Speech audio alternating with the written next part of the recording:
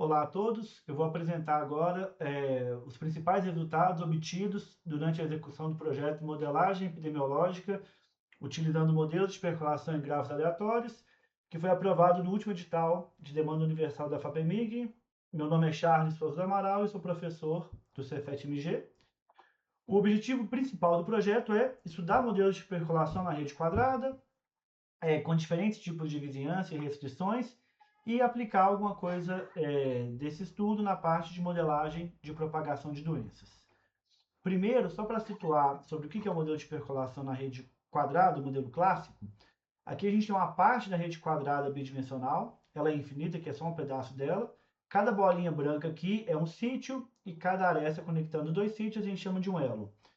O que a gente faz nesse modelo? A gente fixa um valor de P entre 0 e 1, e para cada sítio desse grafo, a gente vai atribuir uma probabilidade P dele estar aberto e 1 menos P dele estar fechado. Então, cada sítio vai estar sempre em um desses dois estados.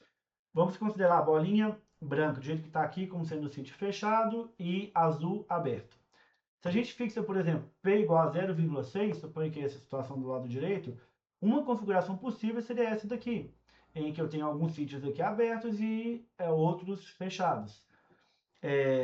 A gente chama de aglomerado o conjunto de sítios abertos conectados, em que a gente considera que um vizinho de um sítio são os 4 sítios mais próximos a ele. A gente sabe que nesse modelo ocorre o seguinte: existe um valor de P, que a gente chama de ponto crítico, representado aqui por PC, tal que qualquer P que eu escolher menor do que PC, a probabilidade de ocorrer percolação é nula, e qualquer P maior do que esse, essa probabilidade passa a ser 1. Então, há uma transição de fase nesse modelo, que a gente chama de transição de fase geométrica, e estudar esse valor de ponto crítico é um dos pontos principais quando a gente estuda algum modelo de percolação. Existem várias variações desse modelo que eu acabei de citar agora. Então, no nosso estudo, a primeira coisa que nós fizemos foi estudar o modelo de percolação na rede quadrada, mas com restrições na abertura de cada sítio. Além de atribuir essa probabilidade P, a gente pede que o tamanho dos aglomerados adjacentes a cada sítio que poderia ser aberto seja maior ou igual a uma certa constante R. A gente estudou qual seria o limiar crítico, que a gente chama de tempo crítico nesse modelo, para cada R estudado, e vimos que a partir de R igual a 5 não ocorre percolação para nenhum P que você escolhesse, ou T no nosso caso aqui. Isso resultou em um artigo que a gente publicou na revista Física A em 2025. Depois a gente estudou um outro modelo de percolação, agora da rede quadrada de novo, porém agora, ao invés de cada sítio ter 4 vizinhos, cada sítio tem uma vizinhança no formato de diamante. Todo mundo dentro desse diamante, por exemplo, aqui de azul, é um vizinho do sítio S1. E posso escolher outros tamanhos de diamantes também. Enfim, para esse tipo de modelo, a gente analisou várias situações e estimamos o ponto crítico de forma numérica. E esse também serviu como base para o próximo estudo, que foi sobre epidemiologia. O fato é que esse trabalho ele foi um dos mais importantes do nosso projeto.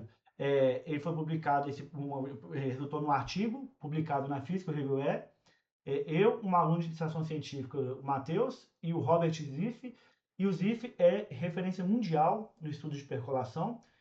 Eu mostrei para ele alguns resultados preliminares, ele gostou, achou interessante e resolveu participar do projeto desse paper, né, desse artigo, junto com a gente. Então, aproveitando esse gancho lá desse último artigo que foi publicado, a gente resolveu modelar uma propagação de doenças através de grafos do mesmo tipo. Agora, cada sítio U vai representar um indivíduo e ele é vizinho, ou seja, tem contato direto com outras pessoas, né, dentro de uma vizinhança maior, no formato de diamante também. Ao invés de ser todo mundo, vai ser uma certa quantidade dentro desse diamante. Essa quantidade, a gente escolhe ela de acordo com o parâmetro beta, que a gente fixa dentro do nosso modelo, e desses 12 vizinhos aqui, a gente vai escolher alguns deles, no caso. A gente então estudou esse modelo, a gente não apenas submetemos um paper relacionado a esse tipo de vizinhança de um modelo CEIR, usando autômato celular, foi submetido por mim, pela aluna de iniciação científica Ana Carolina, e ainda está no estado de submissão. Enfim, nós obtivemos alguns resultados, né, relacionados à curva de infectados, nesse caso, em função do tempo, quando a gente varia a proporção de vacinados, nesse caso da direita, e varia o beta, né, que é a proporção de vizinhos de cada sítio. Então, os resultados alcançados durante a execução do projeto foi a publicação de 2 artigos em periódicos, né, importantes da área, e também a submissão de um paper que ainda está em processo inicial. E, no caso, ajudou na formação de alunos de iniciação científica, já que 2 participaram, né, durante esse projeto comigo. E é isso. Muito obrigado.